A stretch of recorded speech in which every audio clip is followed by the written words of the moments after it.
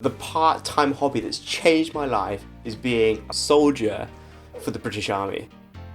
What does that look like? Adventure training, sailing, mountaineering, skiing, all sorts of amazing outdoor pursuits which are just going to make you better, stronger, fitter, and you get paid for it. It's pretty amazing. Do you get to fire a gun? Obviously you're in the army, that's part of the job, is to be able to shoot.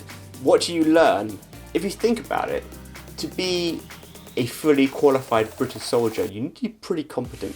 You need to be able to go long distances with heavy weight, you need to be able to shoot weapons, you need to be able to smart, thinking all the time, do navigation, use radios. So why do I do it? Really, it just makes me a better person. It's a really fantastic environment just to learn and grow, which I love. One part of it which is really great is the ceremonial duties. So my particular regiment shoots a big gun off of the Tower of London.